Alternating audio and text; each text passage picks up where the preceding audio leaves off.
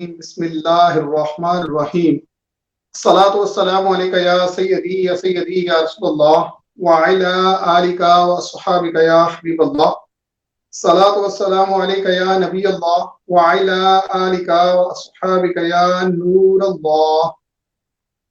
ہم آپ کی خدمت میں ایک بار پھر شمع اسلام پروگرام کے ساتھ حاضر ہیں۔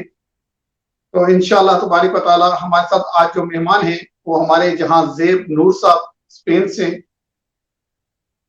انشاءاللہ تبارک و تعالی ہم اپنے پروگرام کا باقاعدہ آغاز تلاوت قرآن پاک سے کرتے ہیں، اور میں دعوت دیتا ہوں تلاوت قرآن پاک کے لیے جہاں زیب نور صاحب کو تلاوت قرآن پاک سے اس پروگرام کا آغاز کریں۔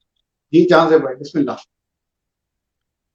أعوذ بالله من الشيطان الرجيم بسم الله الرحمن الرحيم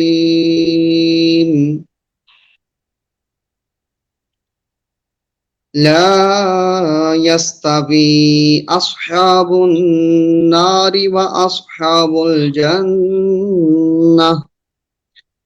أصحاب الجنة هم الفائزون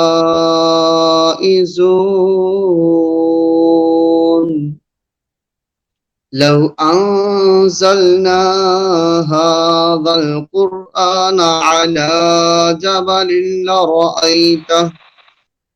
على جبل لرأيته خاشعا متصدعا من خشية الله وتلك الأمثال نضربها للناس لعلهم يتفكرون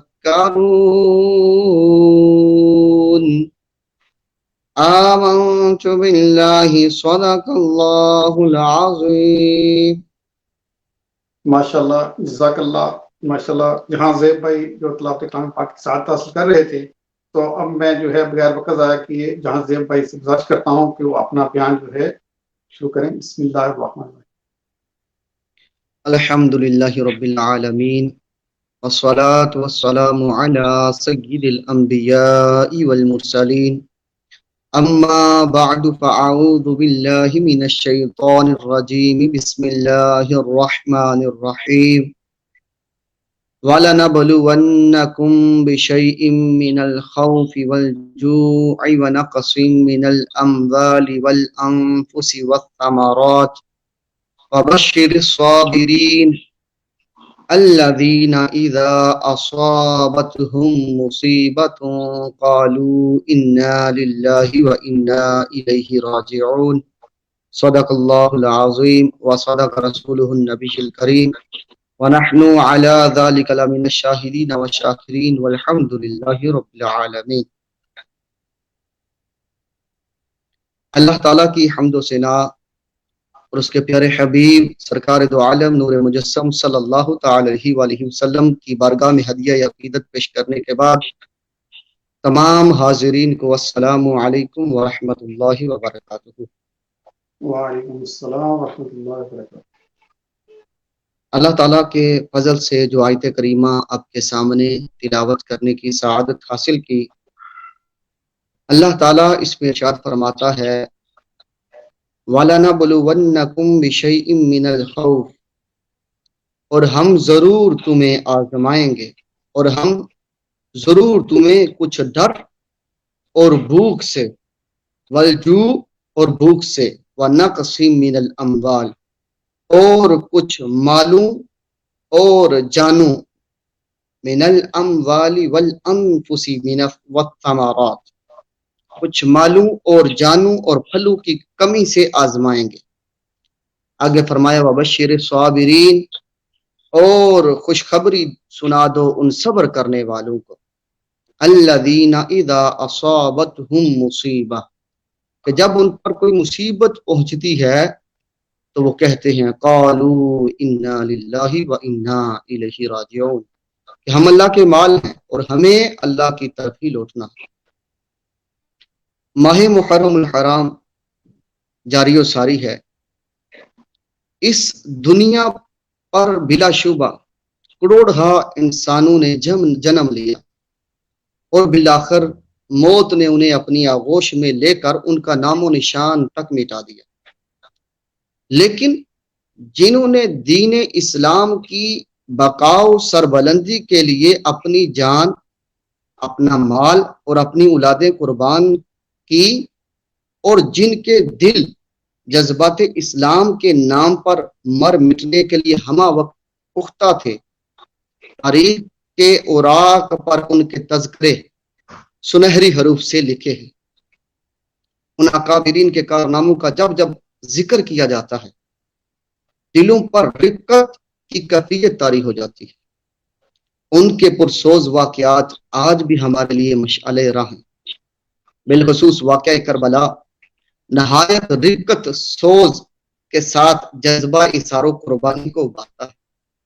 حضرت امام حسین اور ان کے رفاقہ رضی اللہ تعالی عنہم نے جس شان کے ساتھ اپنی جانوں کے نذرانے پیش کیے، تاریخ اس کی مثال بیان کرنے سے قاصر ہے۔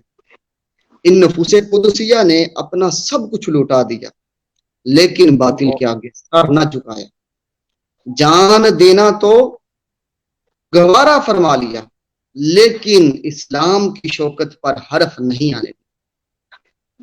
گھر لوٹانا، جان دینا کوئی تجھ سے سیکھ جائے، گھر لوٹانا جان دینا کوئی تجھ سے سیکھ جائے، جان عالم ہو فدا اے خاندان اہل بیت۔ ماہ محرم الحرام جب بھی تشریف لاتا ہے، کربلا والوں کی یاد تازہ ہو جاتی ہے۔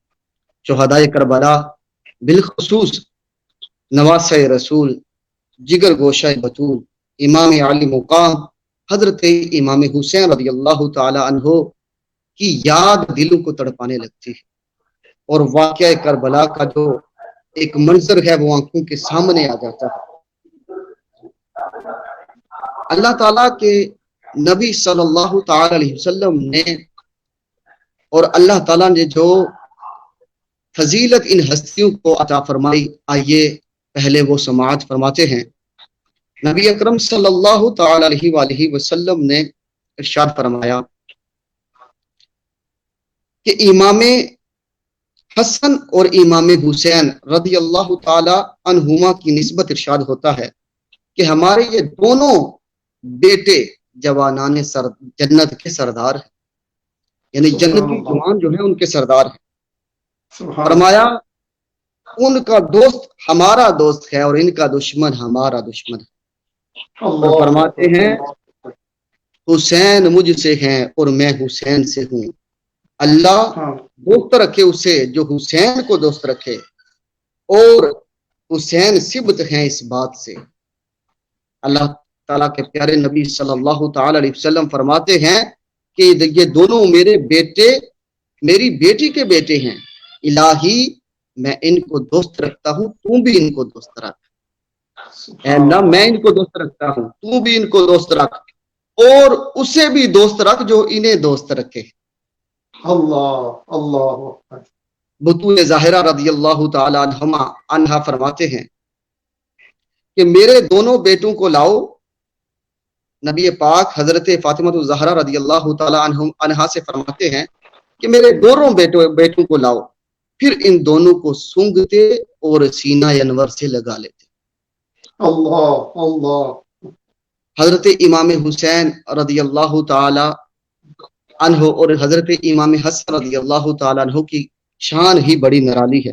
ان کی اگر والدہ دیکھیں، ان کا نسب حضرت فاطمہ الزہرا رضی اللہ تعالی عنہا کے صاحبزادے ہیں، جن کے بارے میں میرے نبی اکرم صلی اللہ تعالی علیہ وسلم نے ارشاد فرمایا کہ اللہ فاطمہ کے غضبناک ہونے سے غضبناک ہو جاتا ہے، اور اللہ تعالیٰ فاطمہ کے راضی ہونے سے راضی ہو جاتا ہے۔ اور فرمایا کہ فاطمہ میرے جسم کا ٹکڑا ہے، جس نے اسے تکلیف دی اس نے مجھ محمد کو تکلیف دی۔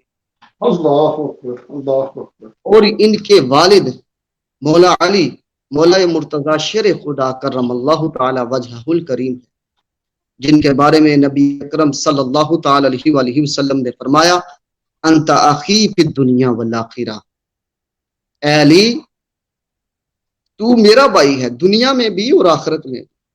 فرمایا من مولاہ فعلی مولا، جس کا میں مولا ہوں علی اس کے مولا۔ کیا شان ہے حضرت علی رضی اللہ تعالیٰ عنہ کی، اور کیا شان ہے حضرت فاطمہ الزہرا رضی اللہ تعالیٰ عنہ کی۔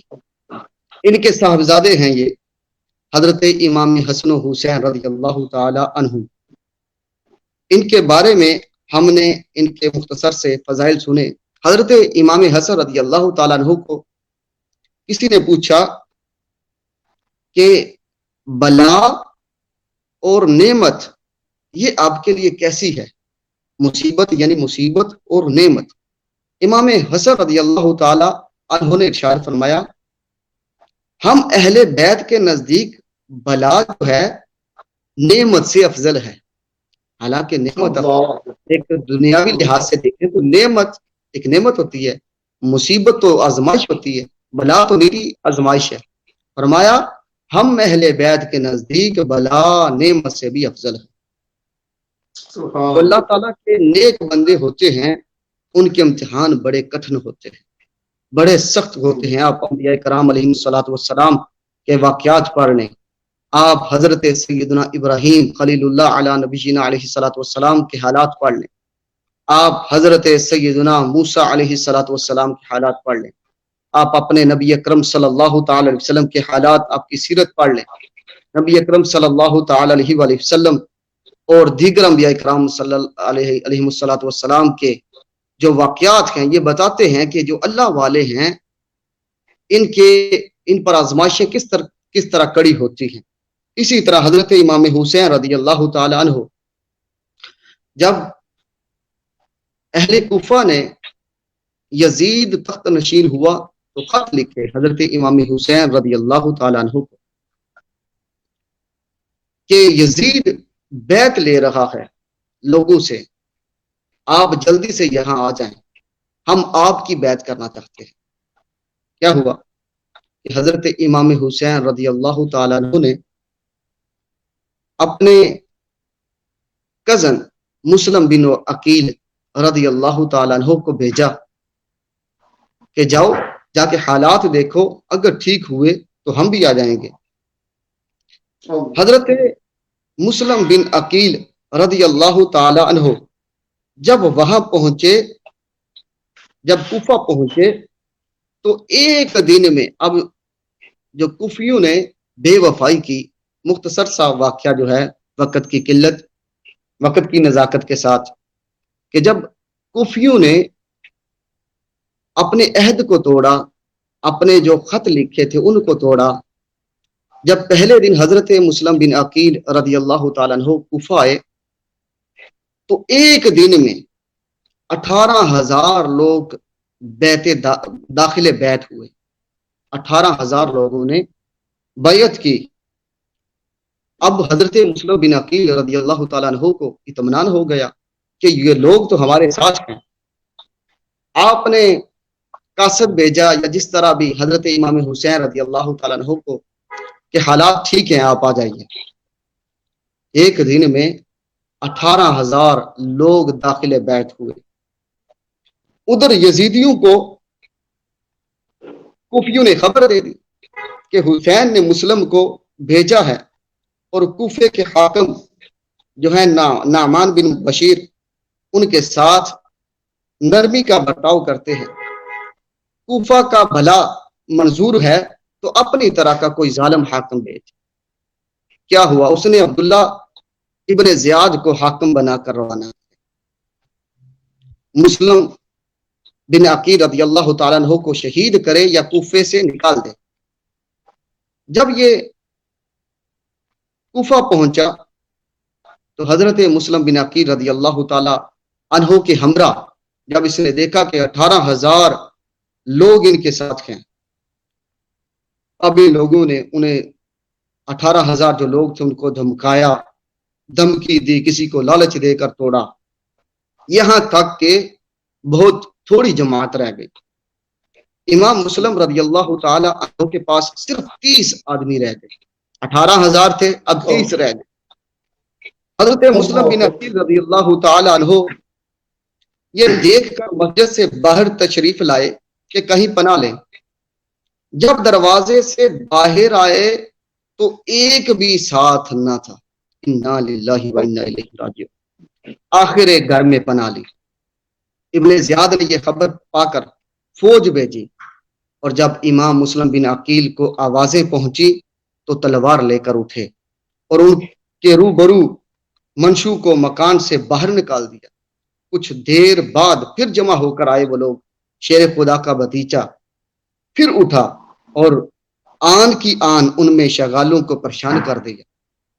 بارہا ایسا ہی ہوا، اور جب ان نامردوں کا اس اکیلے مرد خدا پر کچھ بس نہ چلا تو مجبور ہو کر وہ لوگ جو تھے چھتوں پر چڑھ گئے اور پتھر اور آگ کے لوکے پھینکنے شروع کیے۔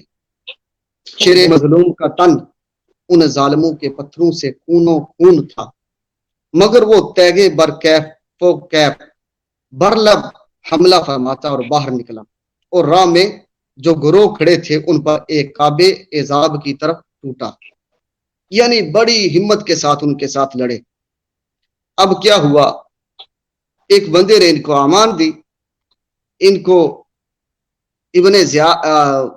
جو ابن زیاد تھا وہ لے گئے ساتھ ان کو، اور وہاں جب پہنچے تو ان کو آخر کار انہوں نے شہید کر دیا۔ امام مظلوم رضی اللہ تعالیٰ عنہ نے ایک قاصد بھیجا کیس بن مسخر کو اپنی تشریف آوری کی اطلاع دینے کے لیے۔ کوفہ بھیجا۔ جب یہ مرحوم قادسیہ پہنچے، ابن زیاد کے سپاہی جو تھے، اب ان کو پتا تھا کہ خط لکھا گیا ہے اور امام تشریف لا رہے ہیں، انہوں نے جگہ جگہ فوجیں بٹھا دی، راستہ روک لیا، جب آئیں گے تو ان کو روک لیا جائے گا ادھر، تاکہ یہ ادھر نہ پہنچے۔ جب کیا ہوا، اپنا قاصد بھیجا تشریف آوری کے لیے۔ ابھی ان کو یہ پتا نہیں کہ حالات کس طرح ہیں، ہاتھ تو یہ پہنچا تھا کہ حالات بہتر ہیں، وہ رواں دواں ہیں اپنی منزل کی طرف۔ اور انہوں نے جب اپنا قاصد بھیجا تو جب یہ قادسیہ پہنچے تو ابن زیاد کے سپاہی نے ان قاصد کو جو امام حسین رضی اللہ تعالیٰ عنہ کے تھے ان کو گرفتار کر کے اس خبیث کے پاس لے گئے۔ اس مردود نے کہا اگر جان کی خیر چاہتے ہو تو چھت پر چڑھ کر حسین کو گالیاں دو، نعوذ باللہ۔ یہ سن کر وہ خاندان نبوت کا فدائی، اہل بیت رسالت کا شیدائی چھت پر چڑھ گیا اور کہا کہ کوفیوں کو اکٹھا کر لو۔ پہلے سب سے اللہ تعالیٰ کی حمد و ثنا بیان کی، اور اس کے بعد بلند آواز سے خاندان اہل بیت کے گیت گانے لگے۔ فرمایا حسین آج تمام جہان سے افضل ہے، حسین آج تمام جہان سے افضل ہے۔ رسول اللہ صلی اللہ تعالی علیہ وسلم کی صاحبزادی فاطمہ الزہرا رضی اللہ تعالی عنہا کے کلیجے کے ٹکڑے ہیں، مولا علی رضی اللہ تعالی عنہ کی آنکھوں کے نور، دل کے سرور ہیں، ان کا قاصد ہوں، ان کا حکم مانو۔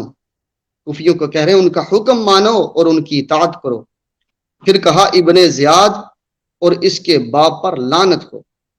آخر کار ابن زیاد نے جل کر حکم دیا کہ چھت سے گرا کر اسے شہید کر دیا جائے، اور انہیں بھی اس طرح شہید کر دیا گیا۔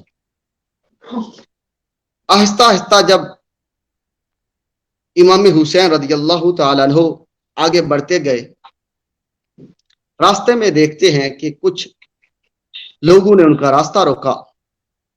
وہ حر تھے، حر بن یزید، جو 1000 سواروں پر افسر بنا کر حضرت امام حسین کو ابن زیاد بن نہاد کے پاس لے جانے کے لیے بھیجے گئے۔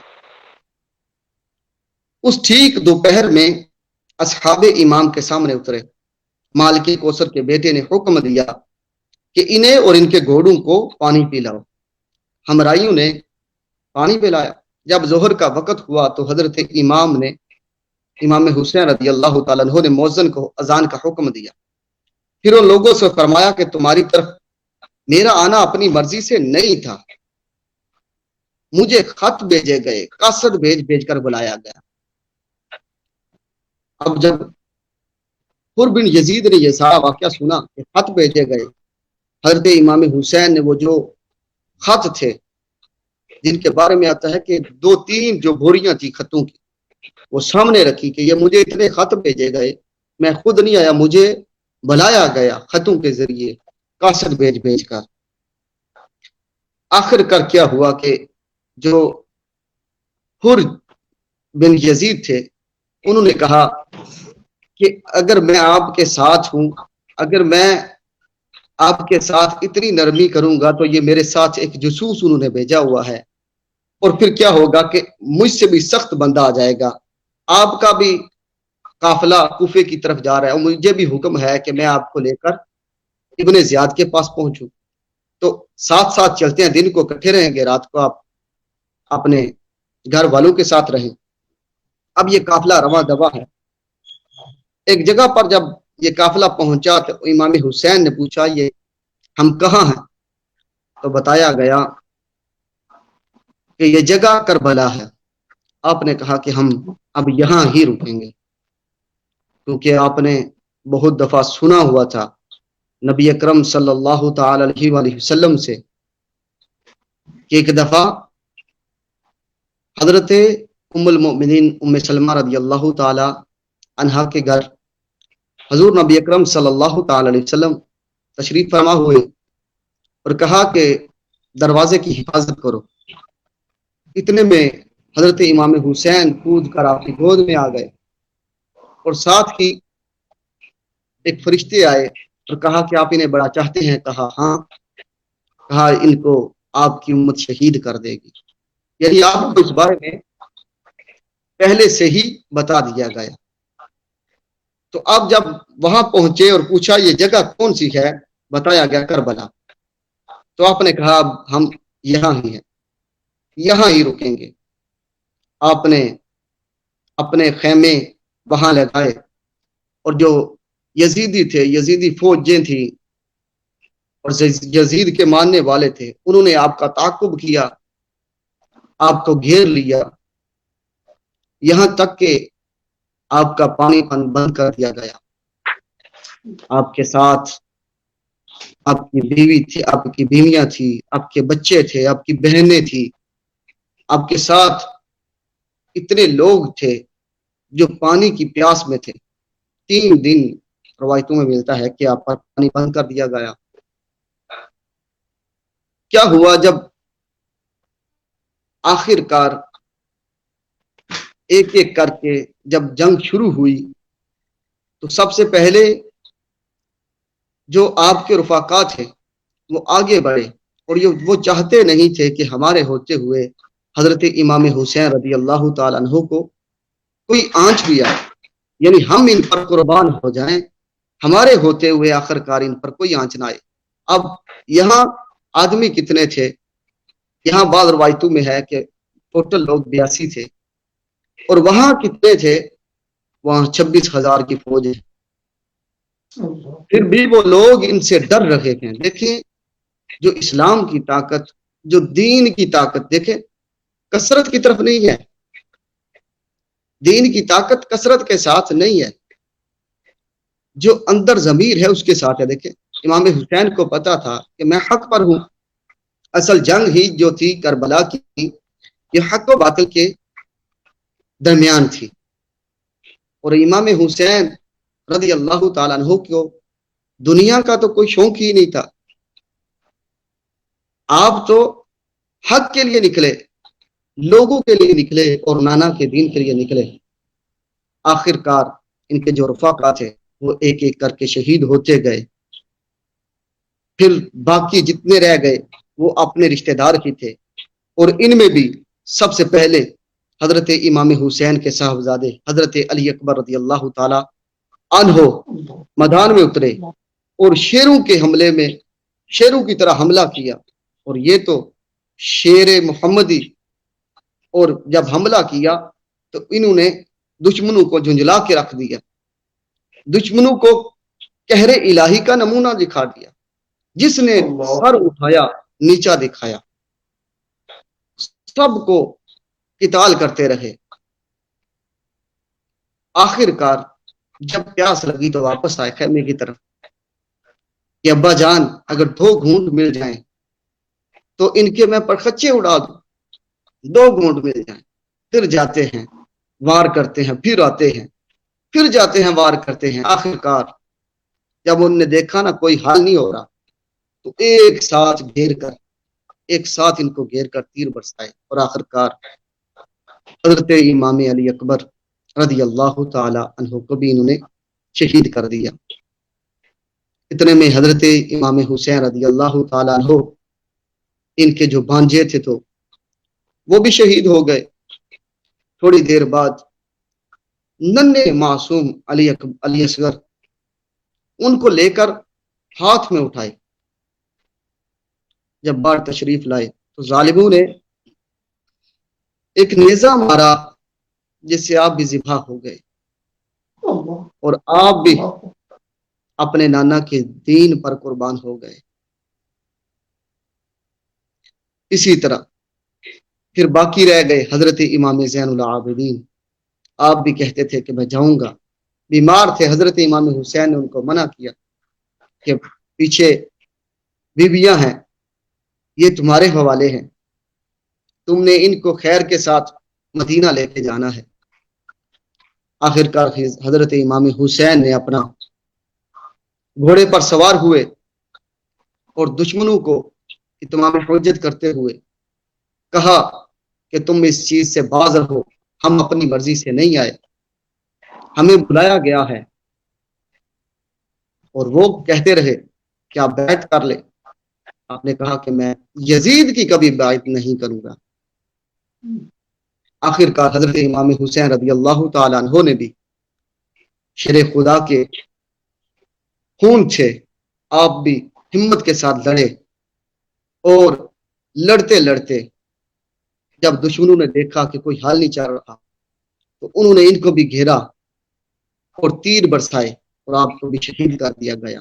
جب شہید کیا تو بڑے ظالمانہ طریقے سے، یہاں تک کہ آپ پر شہید کرنے کے بعد بھی جب شہید کیا تو آپ کے سر کو تن سے جدا کر دیا گیا، اور جب سر کو تن سے جدا کیا گیا تو بدبختوں نے آپ پر گھوڑے دوڑائے، آپ کے جسم کے ٹکڑے ٹکڑے ہو گئے۔ اس ظالمانہ طریقے سے آپ کو شہید کیا گیا۔ درس کربلا، جو یہ کربلا کا جو درس ہے جو ہمیں سکھاتا ہے وہ یہی ہے کہ ہمیشہ حق کے ساتھ رہو، اور جہاں باطل آئے اس کے ساتھ کبھی کھڑے نہ ہو، اس کے مخالف کھڑے ہو جاؤ، چاہے وہ کتنے ہی زیادہ ہوں۔ جو باطل ہے کتنا ہی مضبوط ہو، حق کے ساتھ کھڑے ہو جاؤ، بے شک اکیلے ہی کھڑے ہو جاؤ۔ درس کربلا ہمیں آج محرم آیا، پہلے لوگ جب محرم آتا تھا تو ادب کے ساتھ، گھر میں ٹی وی نہیں چلتا تھا۔ آج دیکھیں ہمارا حال کیا ہے، آج ہمیں کتنا درد ہے خاندان اہل بیت کا۔ ہم دم تو بھرتے ہیں، ہم بڑی محبت کرتے ہیں اہل بیت کے ساتھ۔ آج دیکھیں ہمارا حال کیا ہے، ہمارے گھروں میں ٹی وی چل رہے ہیں، ناچ گانے چل رہے ہیں۔ اور پہلے کو دور دیکھ لیں، بے شک گھروں میں ڈرامے چلتے تھے، پر محرم میں ٹی وی آن نہیں ہوتا تھا۔ ایک ایسا ان کے اندر غم تھا، محرم میں تقریر سنی جاتی تھی اور رو رو کے آنسو بہائے جاتے تھے۔ اس طرح غم کا ایک اظہار کیا جاتا تھا، اور آج ہمارا حال دیکھ لیں، پتہ ہی نہیں چلتا کہ محرم آیا اور گزر گیا۔ ہم نے جیسے زندگی گزار رہے تھے ایسے ہی زندگی گزار رہے۔ اب انہوں نے دین کے لیے، نانا کے دین کے لیے اپنی جان قربان کی، ہم نے اس دین کے لیے کیا کیا؟ انہوں نے نمازوں کے لیے اپنی جان قربان کی، انہوں نے حق کے لیے اپنی جان قربان کر دی، اور ہمیں جو ہر سہولت میسر ہے، ہم دین سے کتنا پیچھے ہیں۔ ہم نبی پاک صلی اللہ تعالی علیہ وسلم کے جو فرامین ہیں ان سے کتنا پیچھے ہیں۔ ہم نبی اکرم صلی اللہ تعالی علیہ وسلم کی سنتوں کے سے کتنا پیچھے ہیں۔ درس کربلا یہی ہے کہ ہم وہ جو مشن چھوڑ کے گئے اس میں ہم کامیاب ہو جائیں، دین اسلام کو مضبوطی سے پکڑیں اور ہر باطل کے سامنے کھڑے ہو جائیں اور حق کے ساتھ دین کا پرچم لہراتے رہیں۔ اللہ تعالیٰ ہم سب کو دین کے ساتھ، اخلاص کے ساتھ دین کا کام کرنے کی توفیق عطا فرمائے۔ اللہ تعالیٰ امت مسلمہ کے حال ذات پر رحم و کرم فرمائے۔ آمین بجاہ نبی الامین وما علینا الا البلاغ۔ ماشاء اللہ، جزاک اللہ، بہت ہی پیارے انداز میں شہیدان کربلا کی پر روشنی ڈالی جا رہی تھی۔ ہمارے جہاں زیب نور بھائی ماشاء اللہ بڑے اچھے انداز میں بیان فرما رہے تھے کہ کس طرح دھوکے سے ان کو بلایا گیا اور پھر ان کے سارے خاندان کو شہید کر دیا گیا۔ آج بھی ان کی ہماری جو ہے توجہ اس طرف مبذول کروائی ہے جہاں زیب بھائی نے کہ کتنی افسوس کا مقام ہے کہ آج محرم الحرام کا مہینہ چل رہا ہے، یہ شہادتوں کا مہینہ چل رہا ہے، اور ہمارے گھروں میں ٹی وی آن ہیں، ڈرامے فلمیں چل رہی ہیں، گانے باجے چل رہے ہیں، ہنسی خوشی چل رہی ہے، جبکہ اسی مہینے میں، انہی دنوں میں جو ہے نبی کریم صلی اللہ علیہ وآلہ وسلم کا سارا خاندان جو ہے وہ دین کے لیے قربان ہو رہا تھا۔ اور آج ہم میں دین کی کتنی طلب ہے، ہم دین کے لیے کیا کچھ کر رہے ہیں، ہمارے لیے لمحہ فکریہ ہے۔ انہوں نے تو شہیدان کربلا میں تو نیزوں کے سائے میں بھی، تلواروں کے سائے میں بھی نماز پڑھی، نماز قائم کر لی، نماز کا حق ادا کر دیا، اور آج ہم ہر راحت کے ساتھ، ہر آرام کے ساتھ، ہر سہولت کے ساتھ بھی نمازیں بڑی آسانی سے قضا کر رہے ہیں۔ جو حضرت امام حسن امام حسین رضی اللہ تعالیٰ عنہ نے ہمیں درس دیا ہے، وہ نماز کا درس ہے، وہ قرآن پڑھنے کا درس ہے، وہ نبی کریم صلی اللہ علیہ وآلہ وسلم کے دین کی خاطر قربانی دینے کا درس دیا۔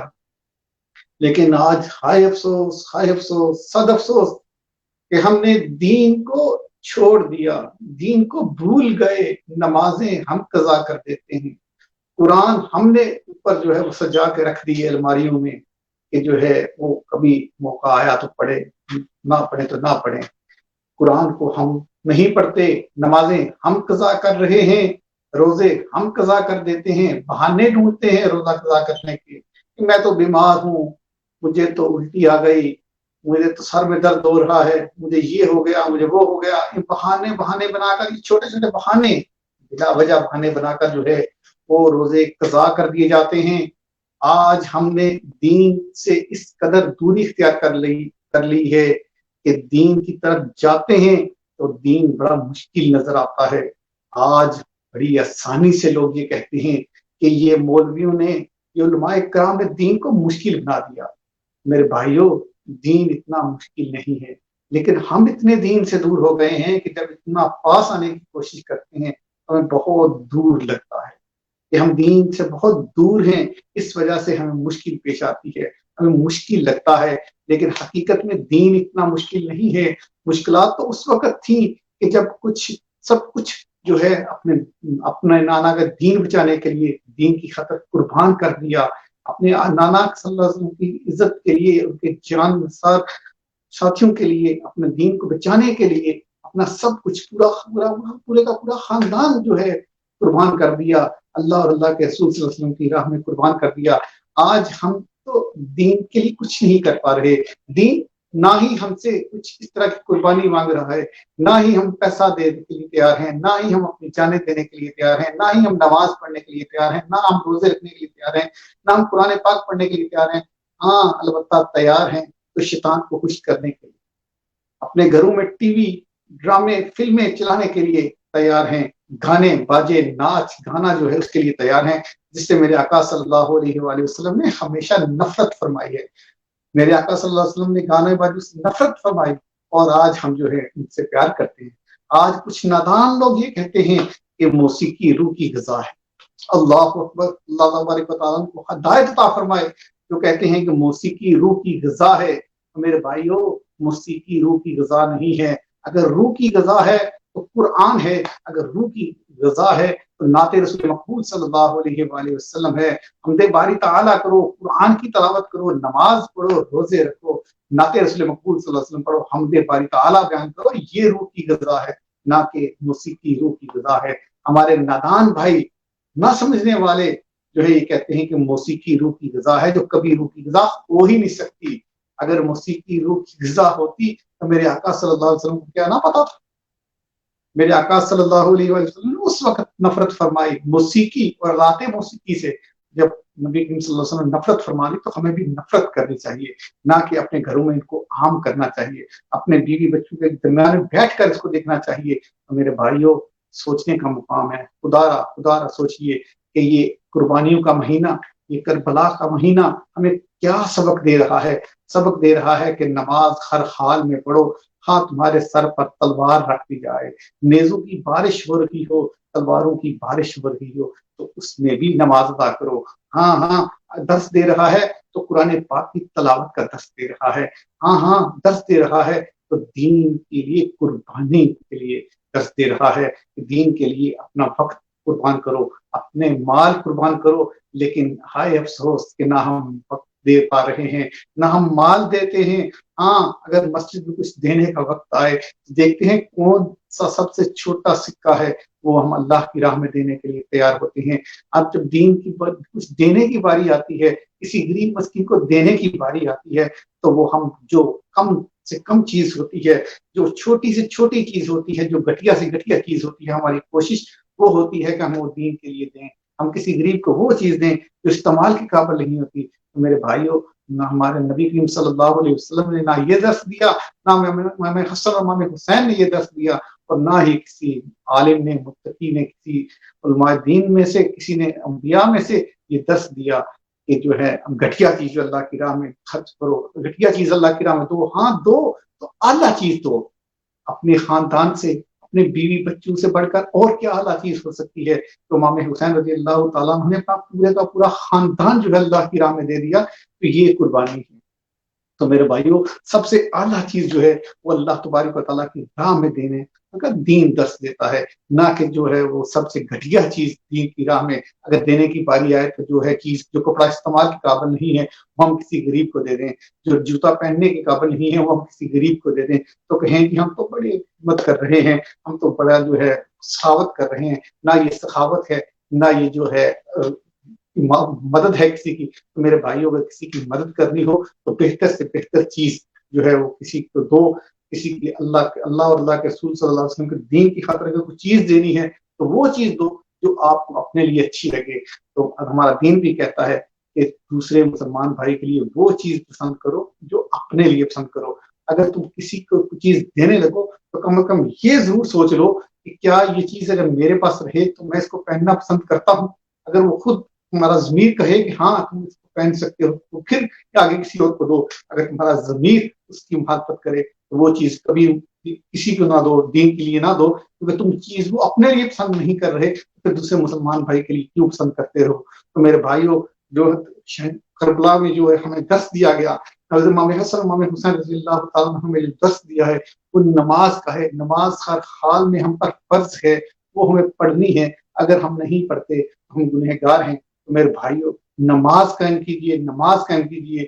تو اب اللہ تبارک و تعالیٰ سے دعا ہے کہ ہم نے جو کچھ سنایا اس پر عمل کرنے کی توفیق عطا فرمائے، جو کچھ ہمیں سننے سنانے میں غلطی ہو گئی ہو اللہ تبارک و تعالیٰ اس کی معافی عطا فرمائے، آمین بجاہ النبی الامین صلی اللہ تعالی علیہ وآلہ وسلم۔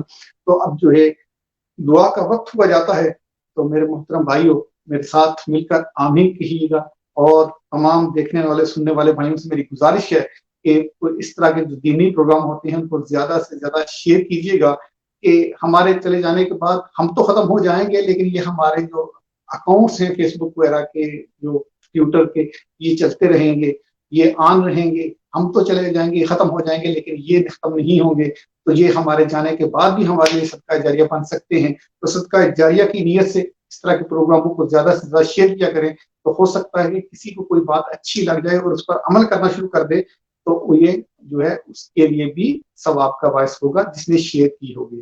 تو اس طرح کے پروگراموں کو زیادہ سے زیادہ شیئر کیا کریں۔ اللہ تبارک و تعالی ہمیں عمل کرنے کی توفیق عطا فرمائے۔ اللهم صل على سيدنا مولانا محمد وعلى آله وصحبه سيدنا مولانا محمد وصحبه وبارك وسلم یا اللہ یا رحمان یا رحیم یا رب ذل جلال والاکرام۔ اے اللہ، اے ہمارے رب، اے ہم سب کو پیدا کرنے والے ہمارے رب، اے 70 ماؤں سے بڑھ کر پیار کرنے والے ہمارے رب، ہم نے ایک بار یہ پھر گندے گندے گناہوں سے لگتے ہاتھ تیری بارگاہ میں اٹھا دیے۔ اے مالک و مولا، یہ ہاتھ اس قابل تو نہیں کہ تیری بارگاہ میں اٹھائے جا سکے، لیکن مالک و مولا تیرا درد چھوڑ کر جائیں تو جائیں کدھر؟ پکارے تو کس کو پکارے، دیکھے تو کس کی طرف دیکھے۔ اے اللہ، ہم جانتے ہیں کہ ہم بدکار ہیں، سیاکار ہیں، گنہگار ہیں، لیکن تیرے پیارے محبوب صلی اللہ علیہ وآلہ وسلم کی امتی ہیں۔ اے اللہ، ہم واسطہ دیتے ہیں اپنے پیارے محبوب صلی اللہ علیہ وآلہ وسلم کا۔ اے مالک مولا، ہمارے آقا صلی اللہ علیہ وآلہ وسلم اس امت کے غم میں راتوں کو اٹھ کر روتے رہے، غاروں میں جا کر روتے رہے، ربی حبلی امتی، ربی حبلی امتی، ربی حبلی امتی کا وظیفہ فرماتے رہے کہ اللہ میری امت کو بخش دے، اے اللہ میری امت کو بخش دے۔ اے مالک مولا، آج یہ امت گناہوں کی دلدل میں بری طرح ڈوب چکی ہے۔ اے اللہ، یہ امت گناہوں کی دلدل میں بری طرح دھس چکی ہے۔ اے اللہ، اس امت کو گناہوں کی دلدل سے نکال لے۔ اے اللہ، اس امت کو گناہوں کی دلدل سے نکال لے۔ اے اللہ، ہمارے صغیرہ کبیرہ گناہوں کو معاف فرما دے۔ اے اللہ، ہمارے صغیرہ کبیرہ گناہوں کو معاف فرما دے۔ اے اللہ، ہمارے والدین کی اور ساری امت محمدیہ صلی اللہ علیہ وآلہ وسلم کی مغفرت فرما دے۔ اے اللہ، جو بیمار ان کو شفاء کاملہ و عاجلہ نصیب فرما۔ اے اللہ، شہیدان کربلا کا واسطہ، امام حسن امام حسین رضی اللہ تعالیٰ عنہ کی شہادت کا واسطہ، اے اللہ، جو بیمار ان کو شفاء کاملہ و عاجلہ نصیب فرما۔ اے اللہ، جو بے نمازی ہیں 5 وقت واجبات نمازی بنا دے۔ اے اللہ، جو بے اولاد ہیں ان کو نیک اور صالح اولاد عطا فرما دے۔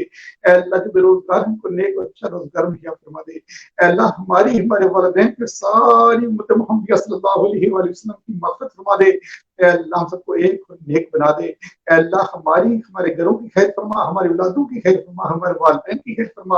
اے اللہ، مسلمان جہاں کہیں بھی جس کسی پریشانی میں مبتلا ہے، اللہ کی پریشانیاں دور عطا فرما۔ اے اللہ، اسلام کا بول بالا فرما۔ اے اللہ، ہم سب کو ایک اور نیک بنا۔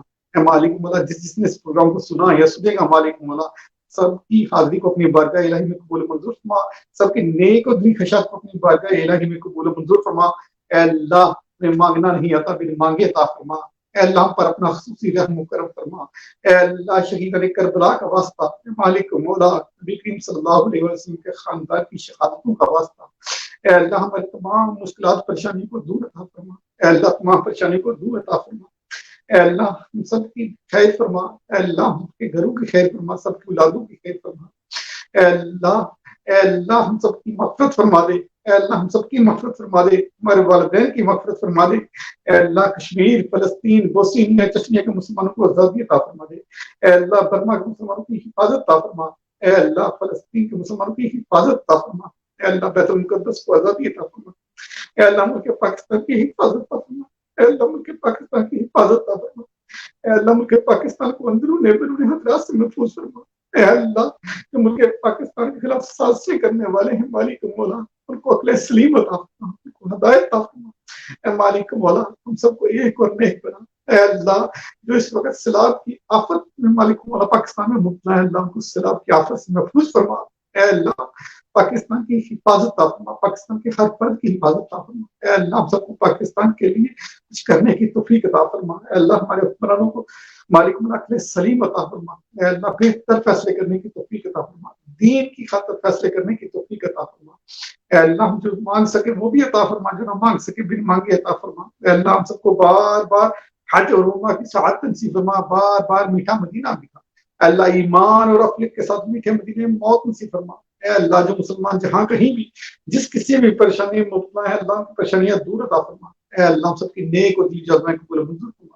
اے اللہ، جو ہمارے ساتھ تعاون کرتے ہیں مالک مولا، جو اس پروگرام کو چلانے میں ہمارے ساتھ تعاون کرتے ہیں، جو سننے میں تعاون کرتے ہیں مالک مولا، جن کی وجہ سے یہ پروگرام چل رہے ہیں مالک مولا، ان سب کے علم، عمل، عمر اور روزی برکتیں عطا فرما۔ اے اللہ، بے شمار اسلام بھائی بہنیں دعاؤں کی کہتے رہتے ہیں مالک مولا، سب کے نام کام جانتا ہے، سب کی نیک اور دلی خواہشات کو پورا فرما، سب کی نیک اور دلی جذبائیں اپنی بارگاہ الہی میں قبول و منظور فرما۔